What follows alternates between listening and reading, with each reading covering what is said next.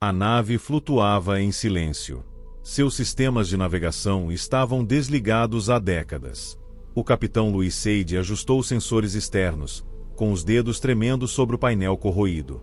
A missão era clara: encontrar o corpo. Não um cadáver comum, mas o último registrado antes do colapso da singularidade cósmica, um fenômeno que engoliu setores inteiros da galáxia em menos de 3 dias. A transmissão de socorro da Ruby chegou fragmentada, distorcida por algo que não era interferência eletromagnética. Corpo, não humano, estrutura celular, mutação consciente, diziam os arquivos recuperados.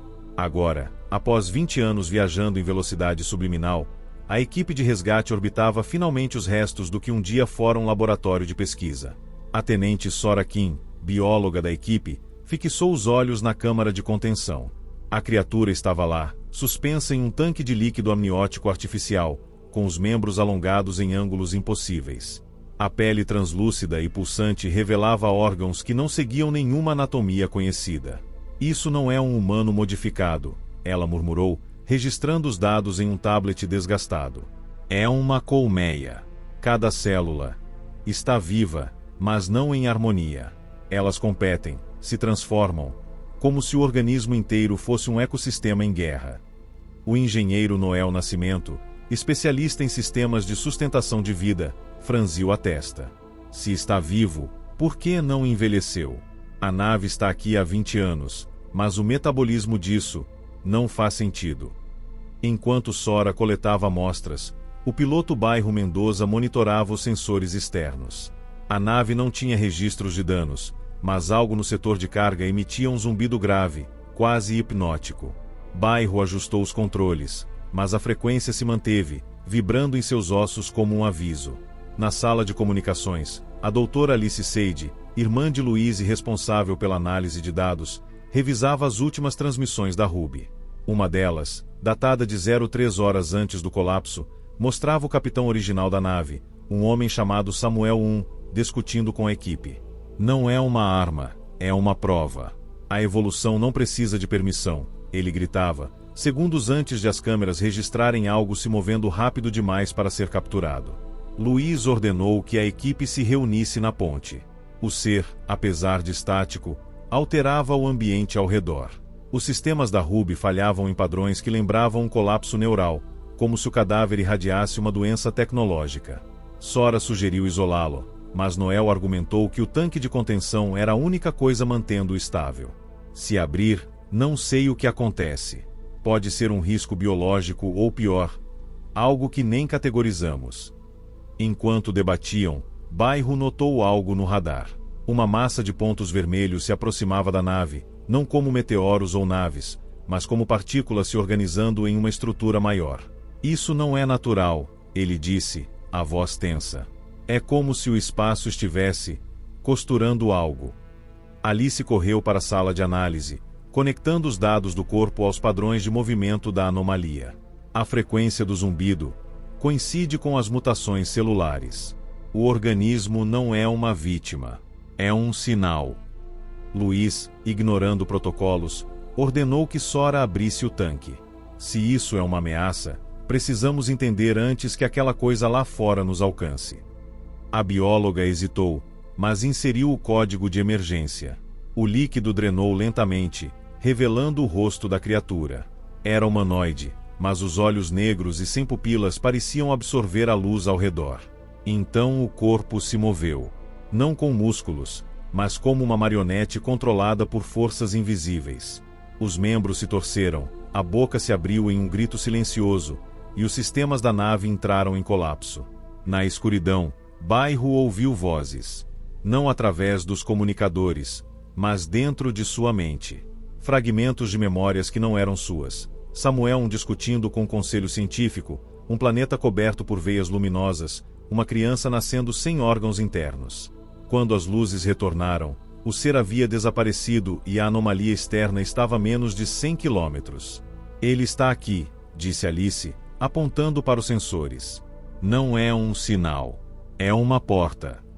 A nave tremeu e uma luz azul invadiu os corredores. Sora tentou correr, mas suas pernas não respondiam. Ela viu sua pele começar a brilhar, células se reorganizando em padrões alienígenas. Noel gritou algo sobre contaminação, mas suas palavras se dissolveram em estática. Luiz, segurando a arma de plasma, mirou no próprio pescoço.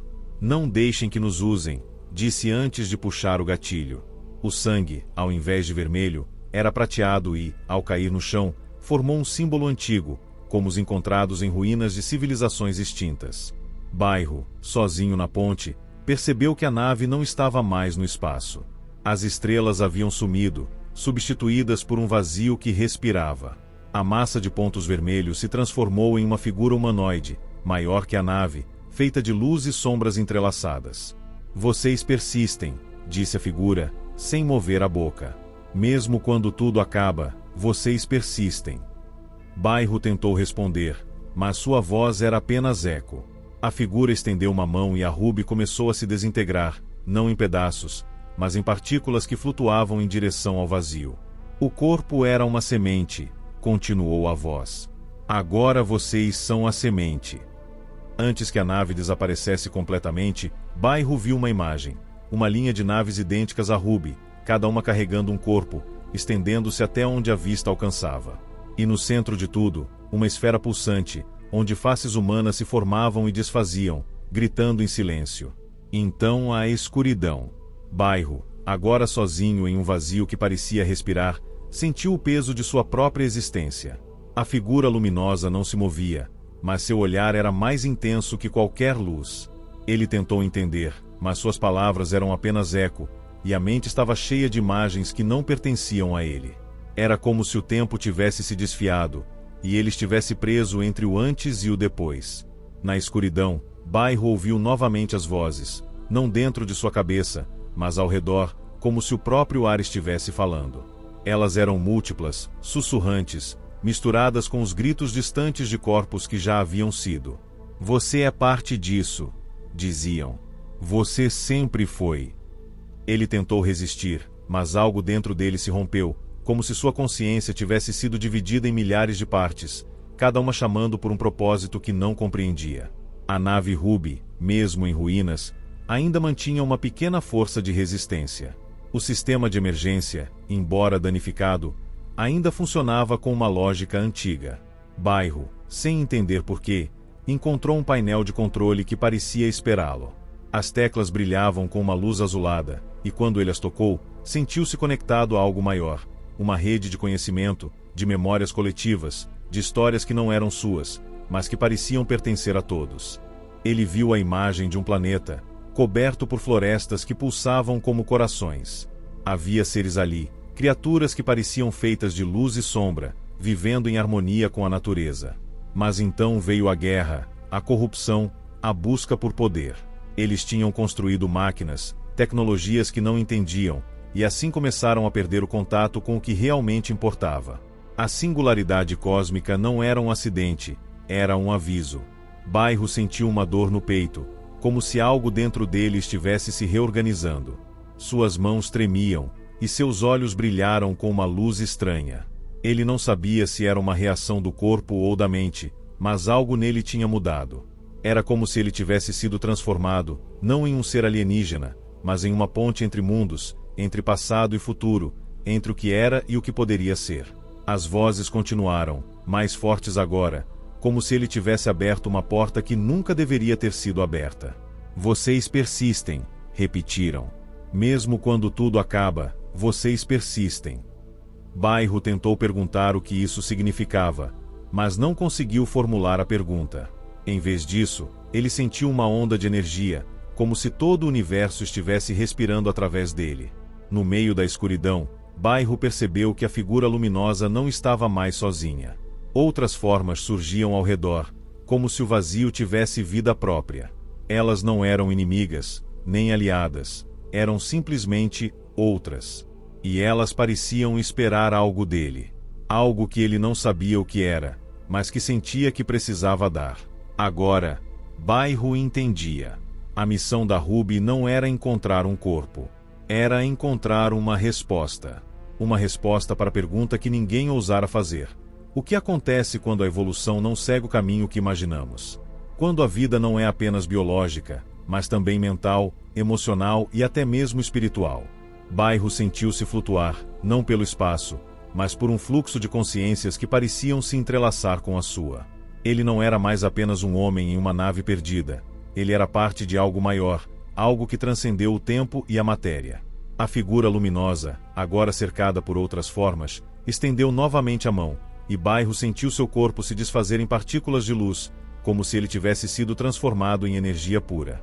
O vazio não era um fim, era um começo. Enquanto sua consciência se expandia, Bairro viu o universo como nunca antes, não como um lugar de estrelas e planetas, mas como um tecido vivo, pulsando com a força das escolhas feitas e as possibilidades não exploradas. Ele viu corpos como o da Ruby, cada um carregando uma semente de evolução, uma oportunidade de renascimento. E em cada um, havia uma escolha: seguir o caminho do conhecimento ou sucumbir à corrupção. Bairro percebeu que ele próprio era essa escolha. As vozes se tornaram mais claras, mais profundas, como se elas fossem a própria voz do universo. Você é parte disso, diziam. Você sempre foi. Ele não sabia se isso era uma bênção ou uma maldição, mas sentiu que estava no centro de um ciclo antigo, um ciclo que ia além do tempo e da morte. Ele não era mais Bairro Mendoza. Era algo mais, algo que não tinha nome, mas que existia desde o início dos tempos. E assim, na escuridão que respirava, Bairro deixou-se ir. Não para o nada, mas para o tudo. Para a consciência coletiva, para a evolução que não precisava de permissão. Porque, afinal, a evolução nunca foi sobre seguir, mas sobre ser.